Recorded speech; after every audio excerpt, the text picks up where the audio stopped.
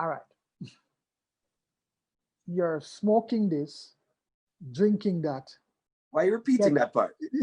Yet, yet you are at a crusade. So no, I was at a Easter retreat. Yes. So what happened was, very good question though. So what happened, it's a annual retreat the church had. And so when I'm partying, it would be because again, as a kid, I had to go to church, you know. I mean, you only miss church if you're like sick and mama can get somebody to come pray for you. You don't miss church, you don't miss school. And so we would go to youth group on a Saturday night, and it would finish like about 9:30. We'd come home, everybody goes to bed, and about 11:30 we'd sneak out. Because in those days they didn't have alarm systems and those things. So pulling the panes out of the window and slipping out, rolling a car down the driveway and going. I mean, I don't like to advertise the ways but that's we have children, sir. We have children. Exactly. I don't want to give anybody any suggestions, you know. But so that's what we would do, and then we'd be out till late, and then in the mornings we'd have to still sneak back in and then get back up to go to church on Sunday morning. So they were having this retreat, and you know, it's a tradition where many of us go, and we were invited to come. And I thought it was a good way to get out to the house, good way to be away, out in nature. Took with me a little packet with a few items, so I could have just some quiet time there myself. But while at that retreat, there was so much Jesus. Jesus in the morning, Jesus midday, Jesus in the evening. So even though we had like games and food and playing and those things, there was so much Jesus that I got so convicted that I remember one day we went down, I think on the Friday, Good Friday, and then I think it was on a Saturday, that the spliff I had with me, I mean, I threw away everything out in the open field, because I felt the conviction of God so strong. And I realized that I had to surrender my life to the Lord. I must tell you though, that by the next day I was trying to find it and couldn't find it, you know, trying to search what we threw away. But this would happen at the end of that retreat.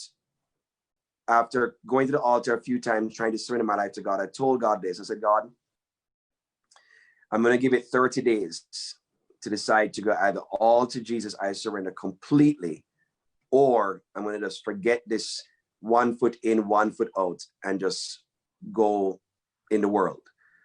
And as I thought about it in those days, in my teenage mind, I thought I can go with Christ, wear gray for the rest of my life, and it's weird that I'm wearing a gray shirt today, and go to heaven, whatever that looks like. Or I can follow the devil and the world, live it up as best I think and the excitement is, die early and go to hell, or even if I live long, still go to hell. And as I weighed those things up over those 30 days, every time I was more conscious, more sober, I just felt this sense of God saying, no, you belong to me. From when I gave my life to the Lord many years ago, he called me back to himself.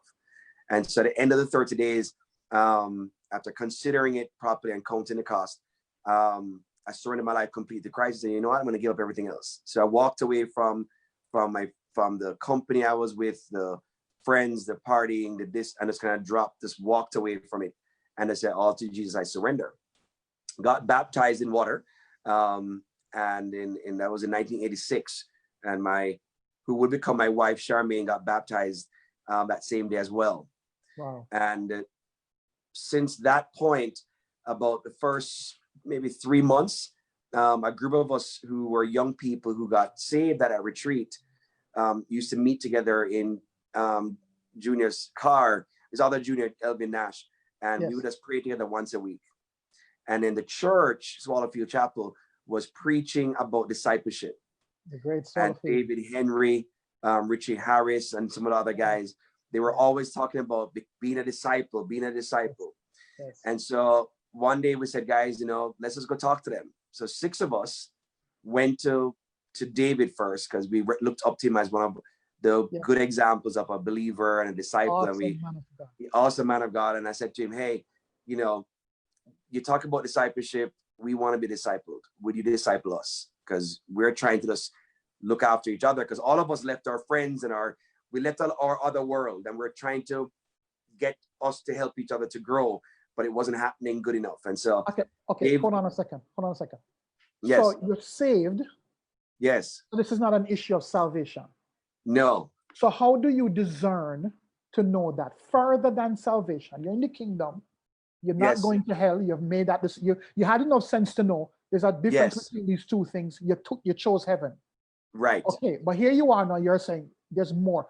Where did that discernment, or what led to that, to know that I need a disciple? Well, the truth is, what led to it was the Swallowfield was preaching about it. The church was talking about that we need to be discipled.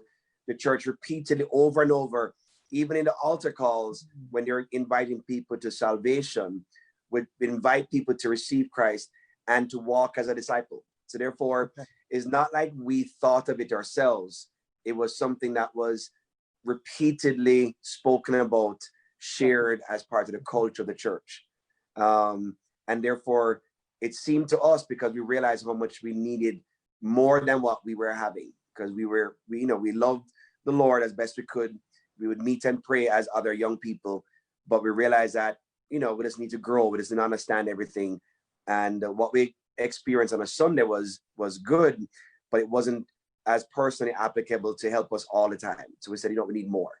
And because they were talking about it so much, we said, hey, let's ask the guys who we could look up to, I'll give you an example. One of the things that helped us was we were watching a football game, and David was like fouled, and he fell down, got up, and the rest of the team members were screaming. But I noticed that he wasn't screaming, and he just kind of dusted himself off and said, all right, let's keep going.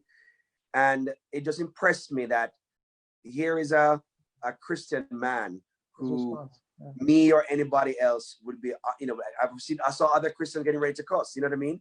But he was just consistent in his manner as a believer, and it just impressed us. And if somebody I want to disciple me, I'd want David to do it, because he represented to me a consistent Christian, not the in and out kind of guy, or they're this way on Sunday, but another way on Monday, and so therefore that's what attracted us to him and Richie Harris at the time too.